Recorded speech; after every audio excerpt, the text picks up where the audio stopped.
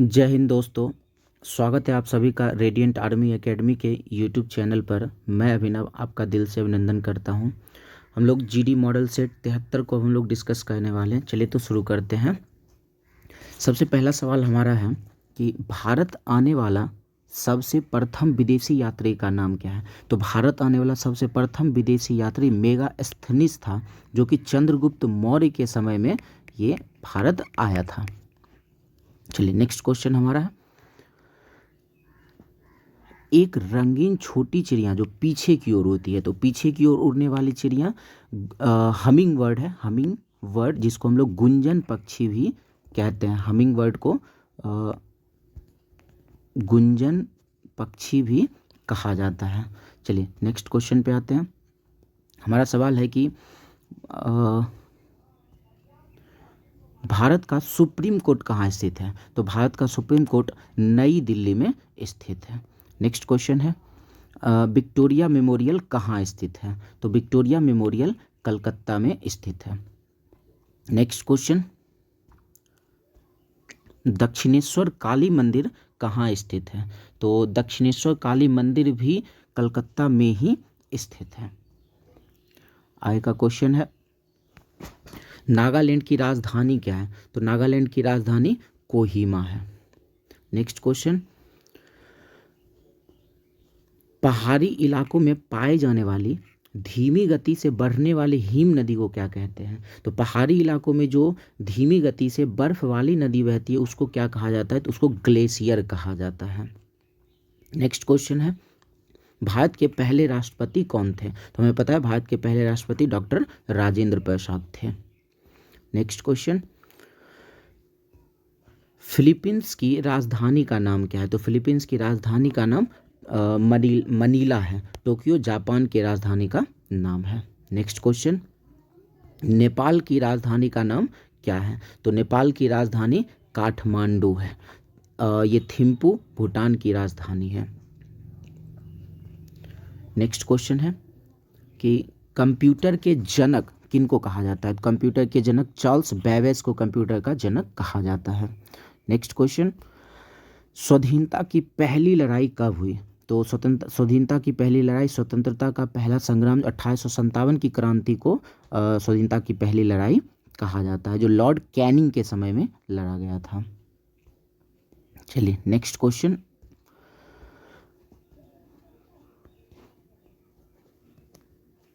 Next question हमारा, भारत का पहले सैटेलाइट उपग्रह का नाम क्या है। तो भारत का पहले सैटेलाइट उपग्रह का नाम आर्यभट्ट है, जो 1975 ईस्वी में रशियन कॉस्मोड्रोम से छोड़ा गया था। चलिए नेक्स्ट क्वेश्चन हमारा है, भारतीय सेनाओं के प्रमुख का दर्जा किसको कहा जाता है। मतलब तीनों सेनाओं का प्रमुख किसको कहा जाता है। तो राष्ट्रपति हमारे तीनों सेनाओं के प्रमुख होते हैं। नेक्स्ट क्वेश्चन है, रेगिस्तान का जहाज किसे कहा जाता है। तो रेगिस्तान का जहाज, ऊंट को रेगिस्तान का जहाज कहा जाता है। नेक्स्ट क्वेश्चन हमारा है कि मशरूम से खून का आना किस विटामिन की कमी से होती है। तो मशरूम में खून आना विटामिन सी की कमी से होती है, और विटामिन सी की कमी से ही स्कर्वी रोग होता है। चलिए नेक्स्ट क्वेश्चन हमारा है, विटामिन ए की कमी से कौन सी बीमारी होती है। तो हमें पता है विटामिन ए की कमी से रतौंधी नामक बीमारी होती है। नेक्स्ट क्वेश्चन, प्रकाश वर्ष किसकी इकाई है। तो प्रकाश वर्ष ये दूरी की इकाई, दूरी मापने की बड़ी इकाई होती है प्रकाश वर्ष। प्रकाश वर्ष एक वर्ष में तय की गई दूरी को प्रकाश वर्ष कहा जाता है। चलिए नेक्स्ट क्वेश्चन है, वनस्पतियों में पानी का बहाव किससे होता है। पेड़ पौधों में पानी का जो बहाव होता है वो जल का बहाव जाइलम के द्वारा होता है। फ्लोएम के द्वारा खाद्य पदार्थ का वहन पौधों में फ्लोएम के द्वारा होता है। नेक्स्ट क्वेश्चन है कि भूकंप को मापने के लिए स्केल को क्या कहा जाता है। तो भूकंप को मापने के लिए रिएक्टर स्केल का प्रयोग किया जाता है। अगला सवाल हमारा है कि एक तटस्थ समाधान में पीएच मान क्या होता है। तटस्थ समाधान का मतलब जो न्यूट्रल होते हैं। न्यूट्रल में क्या होता है ना कि पीएच मान 7 होते हैं। अगर 7 से ज़्यादा है तो क्षारीय हो जाएगा, और अगर 7 से कम है तो वो अम्लीय हो जाएगा। 7 से कम होने पर अम्लीय, और 7 होने पर न्यूट्रल हो जाएगा, तटस्थ हो जाएगा, और 7 से अधिक होने पर क्षारीय होता है। चलिए नेक्स्ट क्वेश्चन हमारा, नेक्स्ट क्वेश्चन है कि इनमें से कौन सा पुर्जा डीजल इंजन का हिस्सा नहीं है। तो ये जो कार्बोरेटर है ये पेट्रोल इंजन के जो भी गाड़ी होते हैं, वाहन होते हैं, उनमें कार्बोरेटर का प्रयोग किया जाता है। बाकी क्रैंकशाफ्ट और इंजन पंप इंजेक्शन पंप ये दोनों डीजल इंजन के वाहन में इसका प्रयोग किया जाता है और कार्बोरेटर का प्रयोग पेट्रोल इंजन के वाहन में किया जाता है। चलिए नेक्स्ट क्वेश्चन हमारा है कि एक लक्स किसके बराबर होता है। तो ये जो लक्स होता है ना, ये ल्यूमेन प्रति सेंटीमीटर स्क्वायर होता है। तो इस हिसाब से हमारा ऑप्शन है 1 ल्यूमेन पर स्क्वायर सेंटीमीटर। तो यही हमारा उत्तर हो जाएगा। चलिए नेक्स्ट क्वेश्चन है, पृथ्वी पर जीवन किस पर निर्भर होता है। तो पृथ्वी पर जीवन निर्भर होता है ऑप्शन के हिसाब से कार्बनिक यौगिक पर, कार्बनिक अणु पर पृथ्वी का जीवन निर्भर होता है। चलिए नेक्स्ट क्वेश्चन हमारा है, कोशिका की शक्ति भंडार किसको कहा जाता है। तो कोशिका की शक्ति भंडार में पता है कि माइटोकॉन्ड्रिया को पावर हाउस ऑफ सेल कहा जाता है। कोशिका शक्ति भंडार कहा जाता है माइटोकॉन्ड्रिया को। चलिए अगला सवाल हमारा है कि निम्न में से कौन सा सर्वोत्तम ऊष्मा का चालक है। ऊष्मा हो या फिर विद्युत हो, दोनों का सबसे अच्छा चालक चांदी होता है। चलिए नेक्स्ट क्वेश्चन हमारा है, कैल्शियम हाइड्रोक्साइड का सूत्र क्या है। तो CaOH2 ये कैल्शियम हाइड्रोक्साइड का सूत्र होता है। चलिए नेक्स्ट सवाल हमारा है, जमीन की सतह पर ऑक्सीजन की मात्रा कितनी होती है। तो लगभग 47% होता है, लेकिन ऑप्शन में 47% नहीं है, तो 46.6% एग्जैक्ट होता है। बाकी अगर 46.6% नहीं होता तो 47% अप्रॉक्स में लगाते हैं।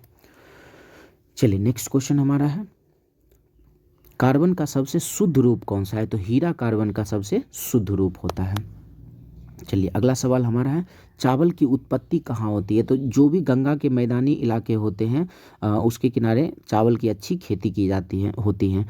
तो इस हिसाब से हमारा ऑप्शन नंबर ए, भारत की गंगा का जो मैदान है वहाँ चावल की अच्छी खेती होती है।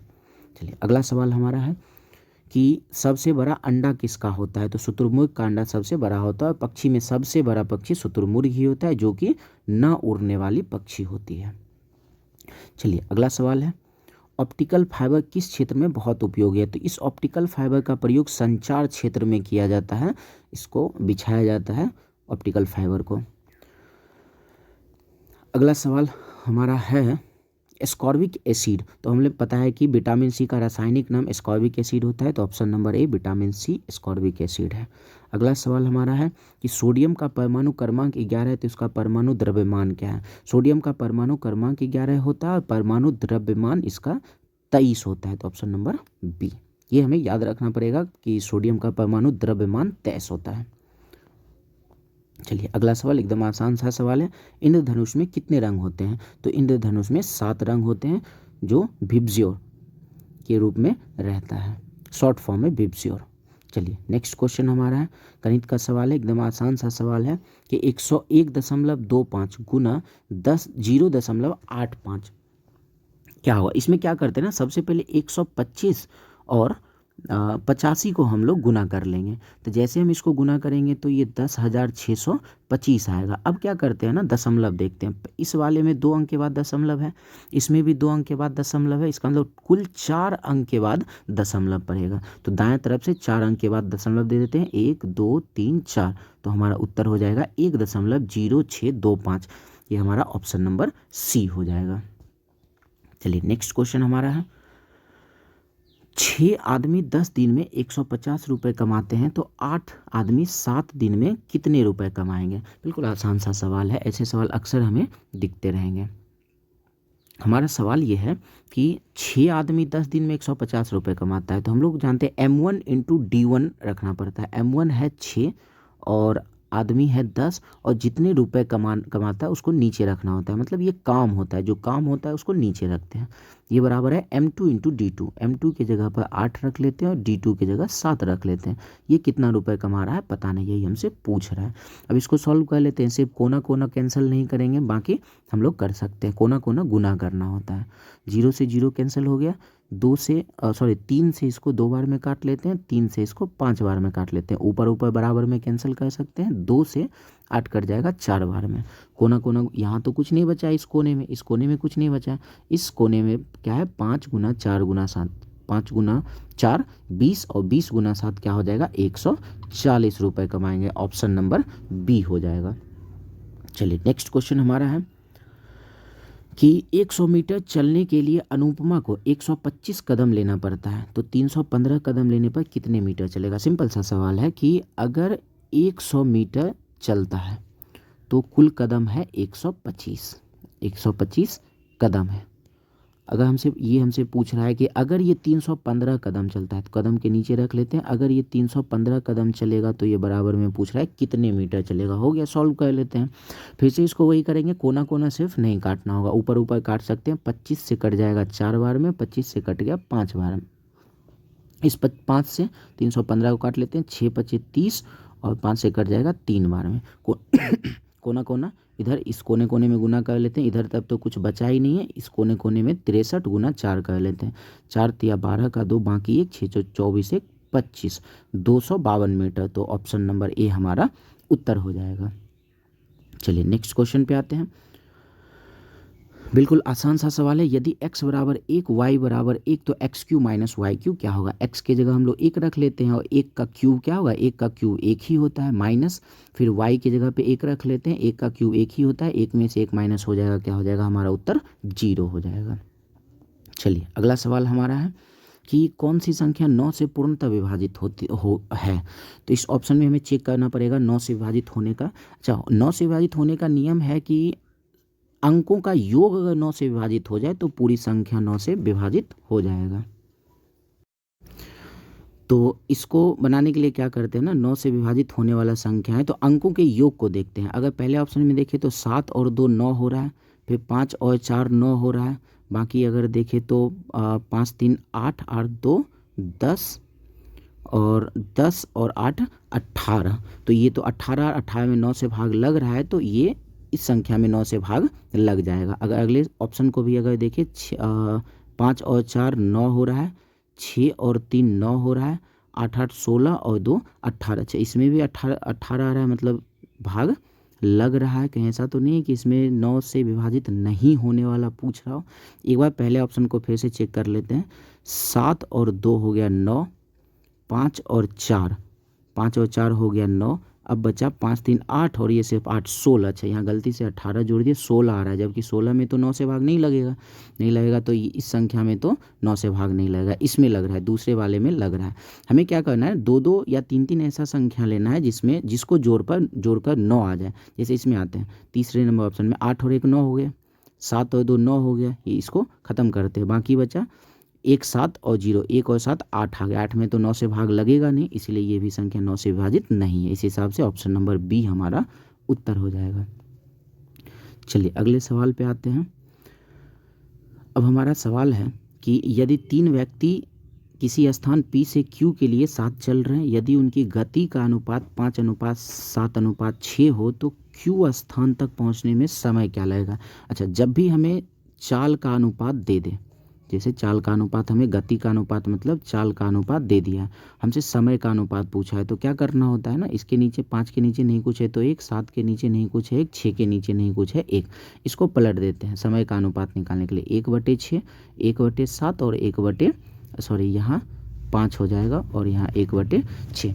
अब इस अनुपात को सीधा करने के लिए क्या करते हैं ना, 5 7 और 6 का एलसीएम लेकर तीनों में गुना कर देते हैं, या फिर जैसे सबसे पहले इस 5 का निकालना है तो एक काम करते हैं, ये बहुत ज़्यादा गंदा हो गया है,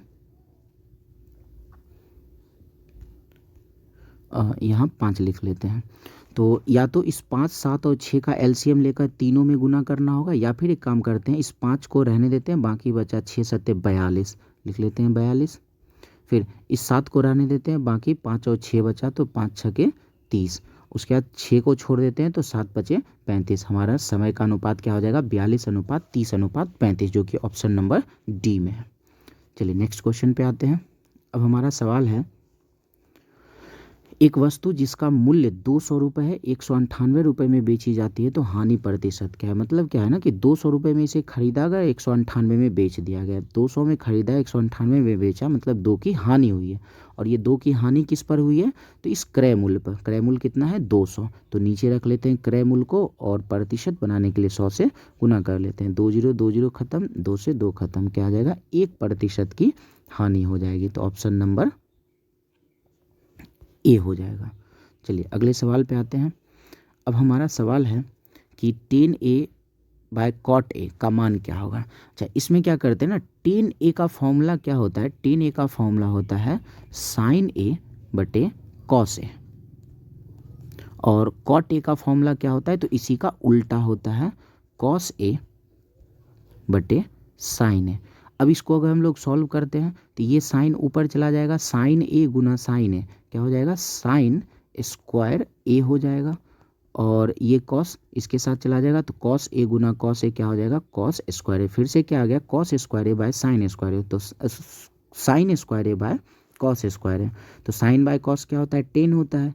तो हम लोग क्या करते हैं, स्क्वायर लगा है तो आंसर क्या हो जाएगा 10 स्क्वायर ए। ऑप्शन नंबर डी हो जाएगा। चलिए अगले सवाल की ओर आते हैं।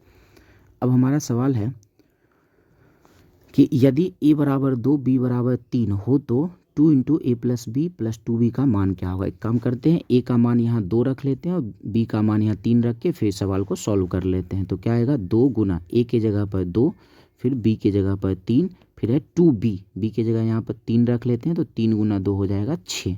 सब मिलाकर देख लेते हैं, 3 2 5, 5 और 6 11, 11 दूना क्या हो जाएगा 22। ऑप्शन नंबर सी हमारा उत्तर हो जाएगा। चलिए अगले सवाल की ओर बढ़ते हैं। सवाल है, यदि एक त्रिभुज के दो कोण 30 डिग्री और 105 डिग्री हो तो तीसरा कोण क्या होगा।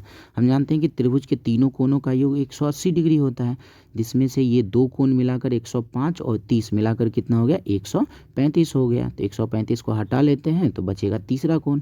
तो 10 में से 5 गया 5, 7 में से 3 गया 4, 45 डिग्री तीसरा हो जाएगा। ऑप्शन नंबर ए। चलिए अगले सवाल की ओर बढ़ते हैं। अब हमारा सवाल है सीरीज का सवाल है 2 5 10 17 वाट और 37। अच्छा, 2 से 5 हुआ है तो 3 बढ़ा है, 5 से 10 हुआ है तो 5 बढ़ा है, फिर 10 से 17 हुआ है 7 बढ़ा है। अगर देखें तो 3 बढ़ा, 5 बढ़ा, 7 बढ़ा, आगे क्या होगा तो 9 बढ़ेगा।